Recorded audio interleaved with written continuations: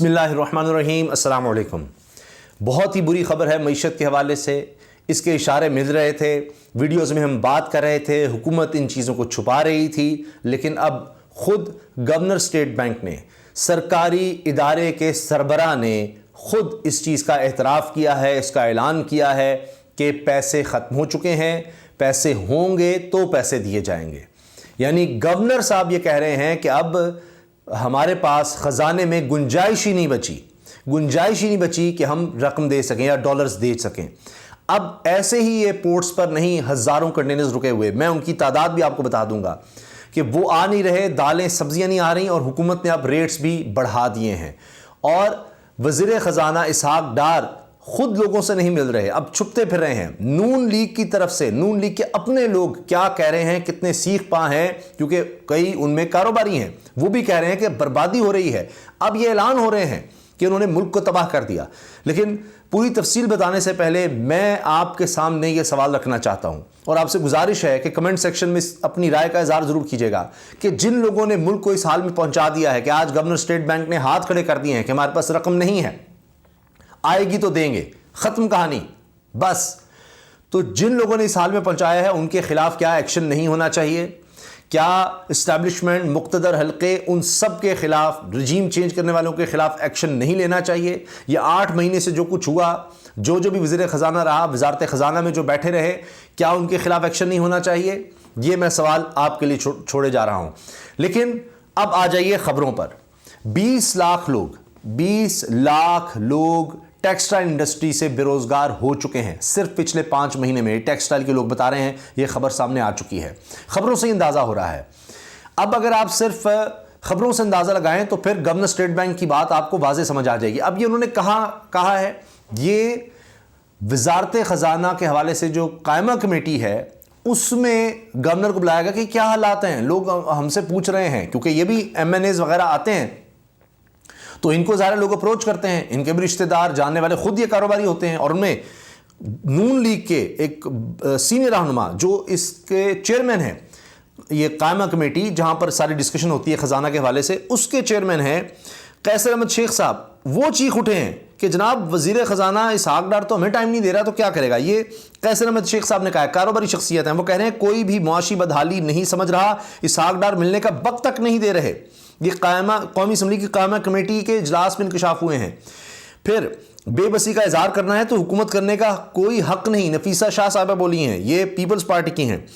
پھر جناب IMF کا پروگرام معطل ہے, LCs کھل نہیں رہی, کاروبار دیوالیہ ہے. نون لیگ ارکان کہہ رہے ہیں کہ دیوالیہ ہو چکا کاروبار, ختم ہو گیا, برباد ہو گیا, سب بند. اچھا, نون لیگ ارکان کہہ رہے ہیں جی قرضوں کی ریسٹرکچرنگ کی ضرورت ہے. اور اس کے ساتھ ساتھ جناب اب آپ دیکھیے, یہ علی پرویز ملک صاحب ہیں, یہ بھی نون لیگ کے ہیں, جو کہہ رہے ہیں جی IMF پروگرام ہی معطل ہو چکا ہے, ختم کہانی, اور LCs نہیں کھل رہی, کاروبار دیوالیہ ہو رہے ہیں. علی پرویز ملک یہ نون لیگ کے لوگ ہیں, نون لیگ کے لوگ یہ چیخ رہے ہیں. یہ میں آپ کو ان کی بات سنا رہا ہوں کہ قائمہ کمیٹی میں جو کچھ ہوا ہے, اس سے آپ اندازہ لگائیے کس حد تک بربادی ہو چکی ہے. اب جب تک باہر, اور یہ خبر کہاں لگی ہوئی ہے, جیو پر لگی ہوئی ہے جناب, یہ دیکھ لیجئے, جب تک باہر سے پیسہ نہیں آئے گا ہم پیسے ریلیز نہیں کر سکتے. گورنر اسٹیٹ بینک کا اعتراف, اور اس اعتراف میں اس حکومت کی ناکامی اور معیشت کی بربادی چھپی ہے. جب آپ کا گورنر اسٹیٹ بینک کہہ رہا ہے, جمیل احمد خان نے قومی اسمبلی کی قائمہ کمیٹی برائے خزانہ میں اعتراف کیا ہے کہ جب تک باہر سے پیسہ نہیں آئے گا ہم پیسے ریلیز نہیں کر سکتے. اس وقت کاروباری افراد کو مسائل کا سامنا ہے. بھائی وہ جا رہے ہیں, کوئی انہوں نے مال لینا ہے, کوئی $3,000 بھی چاہیے تو وہ نہیں دے رہے. LCs تو دور کی بات رہ گئی نا, کوئی چیز, وہ کہہ رہے ہیں ہمارے پاس رقم ہی نہیں ہے, ہم کیسے ریلیز کر دیں. اب یہ جو $6.7 ارب ہیں یہ تو مانگے تانگے کے ہیں. $3 ارب سعودی عرب کا ہے, وہ آپ استعمال نہیں کر سکتے, اسی شرط پہ رکھا ہوا ہے صرف سپورٹ کے لیے. $3 ارب سعودی عرب, 2 ارب چین کا, $1 ارب UAE کا, باقی آپ کے پاس بچا کیا ہے؟ تو اس لیے اسٹیٹ بینک کے گورنر کہہ رہے ہیں جی ہم نہیں کچھ کر, جو ہے بس یہی ہے, ہم یہ کہیں نہیں کر سکتے, ہے ہی نہیں ہمارے پاس رقم. اب آئے گی تو پھر ہی ہم کریں گے, کچھ دیں گے. آئے گی کب؟ جب IMF دے گا. IMF نے پروگرام ہی معطل کر دیا ہے, میں نے آپ کو بتایا نون لیگ کے لوگ یہ کہہ رہے ہیں.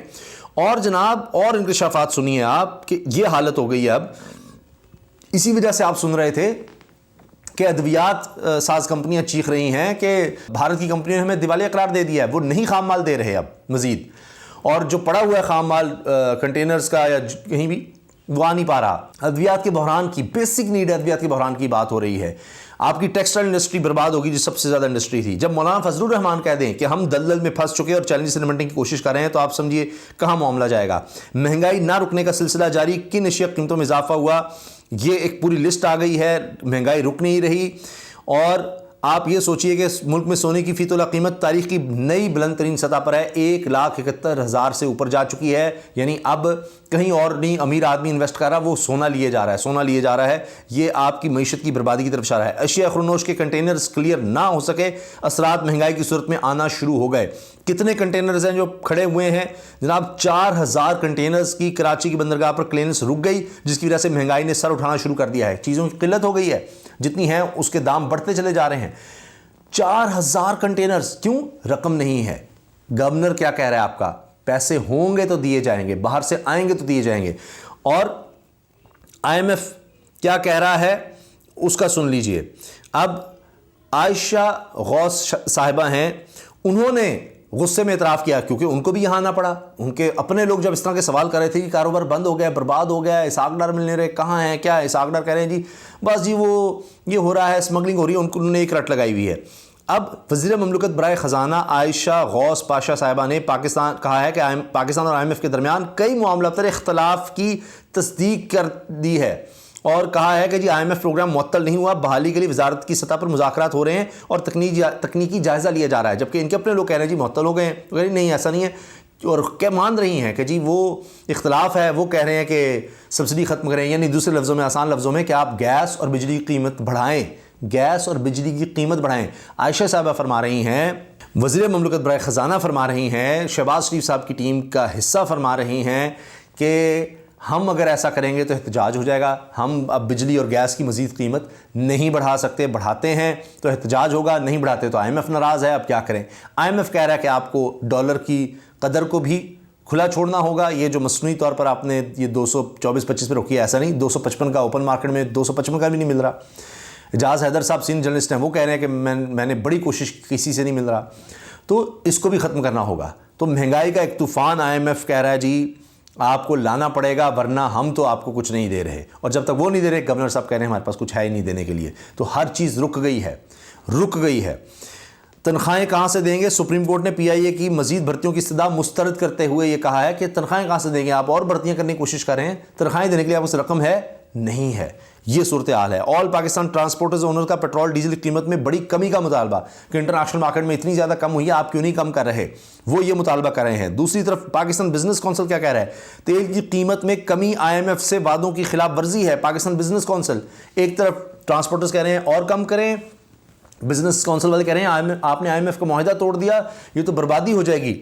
तो आप क्या कर रहे हैं? ये आपने जो 10 रुपये या 7 रुपये कम किया, हर तरफ से प्रेशर है जनाब। हुकूमत ने मुकम्मल रिलीफ की बजाय डीजल पर लेवी की शरह बढ़ा दी, ये भी खबर सामने आ गई। 5 माह के दौरान मुल्क की 150 टेक्सटाइल मिल्स बंद, 20 लाख से ज़ायद अफराद बेरोज़गार। ये खबर है, ये मैं अपनी तरफ से नहीं, आपको कोई तज्जिया पेश नहीं कर रहा, ऐसे नहीं, ये खबर छपी है जो मैं आपके सामने रख रहा हूँ। ये इस वक्त हालात हैं, ये हैं रजीम चेंज के असरात। और इसी वजह से कहा गया था कि इमरान खान की तरफ से वज़ीर ख़जाना उस वक्त जो थे शौकत तरीन साहब को भेजा गया कि ये ना करें, रजीम चेंज, बर्बादी होगी, और वो हुआ।